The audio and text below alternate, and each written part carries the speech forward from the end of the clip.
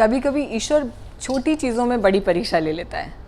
जैसे इस कहानी को आप तक पहुंचाने के लिए मैं पिछले 3 दिन से लगी हूँ और कुछ टेक्निकल चीज़ें, एरर्स, ये वो कुल मिला के आज ये इस्टेब्लिश हो पाया कि मैं ये कहानी आप तक पहुंचाऊंगी। नमस्कार, मैं हूँ रचना यदुवंशी और स्वागत है आपका अंग्रेज़ी में मेरी अगली नई कहानी के साथ। बहुत भूमिका मैं नहीं बनाऊंगी, उसके लिए 2 कारण हैं। एक तो मेरी प्रिय मित्र दिव्या ने मुझसे कहा कि रचना, कोशिश किया करो कि सीधे कहानी पे पहुंचो, शुरुआती लफाजी में किसी का इंटरेस्ट नहीं रहता। तो मैंने उसके एडवाइस को सिंसियरली और डेडिकेशन के साथ लिया है, आत्मसात किया है और अब मैं सीधे कहानी पे आऊँगी, कोई भूमिका नहीं बनाऊँगी। और दूसरा कारण ये है कि कहानी थोड़ी लंबी है, इसलिए मैं बहुत ज़्यादा टाइम नहीं वेस्ट करूँगी। मुझे लगता है कि 10 से 12 मिनट अगर आप मुझसे रूबरू हो लेंगे तो बहुत, उतना काफ़ी है मेरे लिए। चलिए सुनते हैं। कहानी का नाम है गॉड ओनली वॉन्ट्स दिस। अब आप ये कह सकते हैं कि हिंदी कहानी का अंग्रेज़ी टाइटल क्यों? तो एज अ राइटर मैं ये फील करती हूँ कि जो कहानी का किस्सा होता है, जो उसकी आत्मा होती है, उसी की रॉ में से टाइटल निकल के आना चाहिए, शीर्षक निकल के आना चाहिए। तो अभी आप सुनेंगे तो आपको लगेगा कि हाँ जायज़ है, ये रखा जाना चाहिए था। तो इसलिए गॉड ओनली वॉन्ट्स दिस, ये मेरी कहानी का टाइटल है। अरे भाई मानव, दीपिका मैडम कहाँ हैं? आपको तो पता ही होगा। जब यूनिवर्सिटी प्रोफेसर मानव से दीपिका की अटेंडेंस कुछ इस तरह से पूछते थे तो पूरी क्लास में कनखियों से मुस्कुराहटों की एक लहर सी दौड़ जाती थी और मानव भी हल्का शर्मा के लेकिन पूरे आत्मविश्वास से जवाब देता था कि सर, उसका अकाउंट्स का प्रोजेक्ट पूरा नहीं है, इसलिए वो आज की क्लास मिस करेगी। मानव दीपिका जो यूनिवर्सिटी के फ्रेशर पार्टी में क्राउन विनर बने थे, मतलब मिस्टर एंड मिस फ्रेशर बने थे, वहीं से उनकी प्रेम कहानी भी शुरू हो गई थी। एक ही कोर्स और एक ही क्लास की एक आकर्षक नौजवान जोड़ी ने कभी इस अफेयर को छिपाने में कोई दिलचस्पी भी नहीं दिखाई। सारे क्लासमेट्स और सारे प्रोफेसर इस बात को जानते थे। शुरू में गलियारों में गॉसिप तो हुई, लेकिन जैसे जैसे समय बीतता गया जोड़ी की स्वीकार्यता और यूनिवर्सिटी पब्लिक की सहजता बढ़ती गई। लगभग 6 फीट लंबा मानव और डस्की रंग की घुंघराले वालों वाली दीपिका साथ चलते हुए अच्छे भी लगते थे। मिडिल क्लास पृष्ठभूमि से आने वाला मानव चेहरे और व्यवहार से बहुत सौम्य लगता था। वहीं बिजनेस क्लास फैमिली की दीपिका घनघोर इंग्लिश स्पीकिंग और बोल्ड लड़की थी, जिसे कॉलेज लाइफ के हर वो मज़े लेने थे जिसकी उसने कभी कल्पना की होगी। सिगरेट के कश के बेहतरीन छल्ले बनाने वाली दीपिका मानव के टीटॉटलर होने पर गर्व महसूस करती थी। You know, my boy is a highly value loving and sober and I like it. Opposite attracts each other, you know. वहीं मानव को दीपिका का हर बगावती तेवर भाता था। जब मानव के रूममेट्स उसे छेड़ते कि कैसे एक गाय समान आदमी को हरफन मौला दीपिका भाग गई, तो मानव हौले से मुस्कुरा के जवाब देता था कि गॉड ओनली वॉन्ट्स दिस। ईश्वर शायद यही चाहता है। समय का दरिया तेजी से बह रहा था और मानव दीपिका का अफेयर अब गॉसिप पॉइंट से हटकर अन्य बिंदुओं पर टिक गया था कि क्या वो दोनों शादी करेंगे। खैर, यूनिवर्सिटी के ये रोमियो जूलियट आसपास की खुसर फुसर से अनजान अपनी ही दुनिया में मगन थे। लेकिन लव स्टोरी अपने निष्कर्ष पर तब पहुंचती है जब जीवन के बाकी सारे आयाम पूरे होते हैं।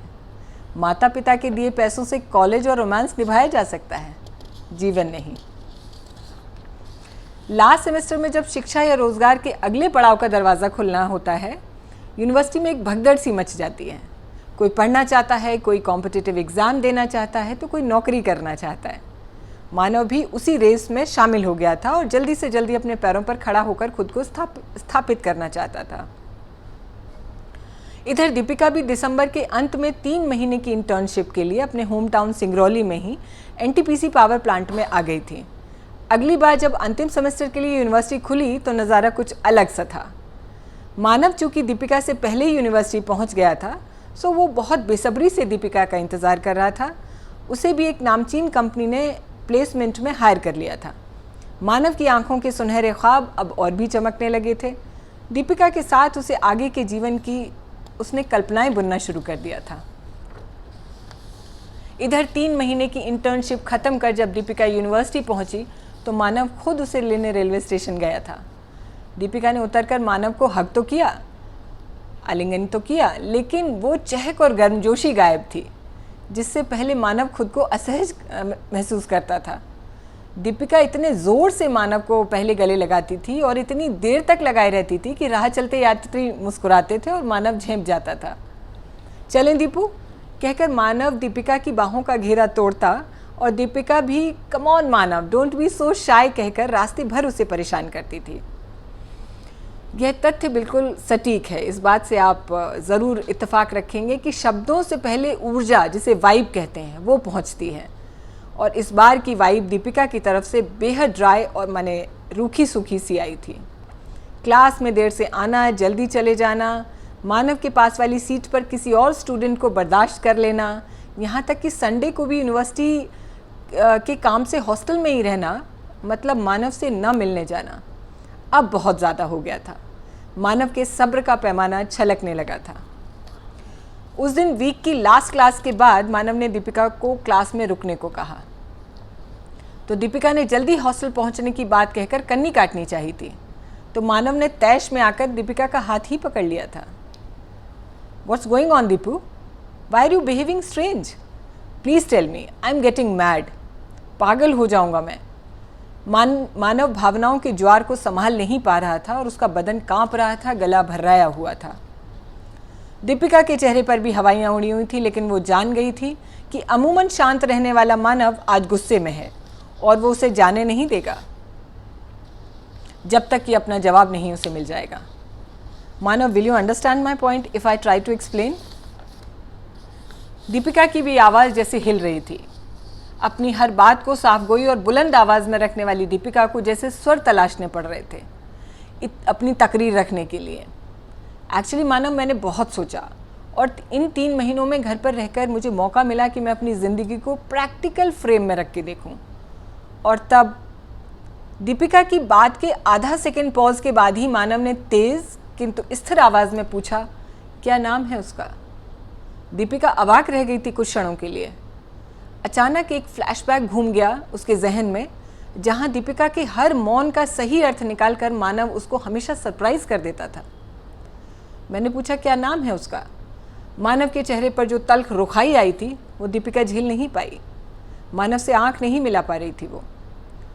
मानव, एक्चुअली मुझे समझो प्लीज़। मेरे मॉम डैड ने मुझे बहुत लाड से पाला है। उनका अपना एक स्टेटस है, अकेली बेटी हूँ मैं उनकी। उनके बारे में सोचना मेरी जिम्मेदारी बनती है। मानव अब खड़ा हो गया था। जो नहीं बता पा रही हो दीपिका, वो बताओ। 3 साल बर्बाद कर दिए मैंने, अब 3 मिनट भी नहीं कर सकता। दीपिका समझ गई थी कि आज दीपू के बजाय दीपिका कहकर मानव ने अपने इरादे स्पष्ट कर दिए थे। Listen Manav, by God's grace I have never struggled in my life and I am not in mood to do it further. मेरे पेरेंट्स ने मुझे बहुत अच्छा जीवन दिया है और मैं आगे भी वही कायम रखना चाहती हूँ। अतुल देखने में बिल्कुल अच्छा नहीं है, लेकिन वो मुझे एक ऐसी दुनिया दे सकता है जिसकी मैंने ख्वाहिश की है। अमेरिकन कंपनी में CEO है वो। I know I have hurt you, but I don't want to keep hurting you throughout the life by complaining and cribbing. मैंने बहुत सोच समझ के फैसला लिया है, प्लीज़ हो सके तो मुझे माफ़ कर देना। कहकर दीपिका ने झटके से अपना बैग उठाया और तीर सी बाहर निकल गई। मानव को समझ नहीं आ रहा था कि नियति ने उसके साथ अच्छा किया या बुरा। फिर उसे लगा कि गॉड ओनली वॉन्ट्स दिस, ईश्वर यही चाहता है। कैसी लगी कहानी ये तो आप बताएं मुझे कमेंट्स में। एक चीज़ और बताएं कि इस पूरी कहानी को सुनने के बाद आपका क्या, as a listener, as an audience, आपको क्या लगता है कि मानव के साथ जो हुआ वो अच्छा हुआ या ख़राब हुआ? प्लीज़ मुझे बताइएगा। क्योंकि देखिए, इस कहानी की कल्पनाशीलता या वास्तविकता पे कोई बात नहीं करना चाहूँगी मैं, लेकिन हर कहानी के बाद हर ऑडियंस की अपनी एक राय होती है।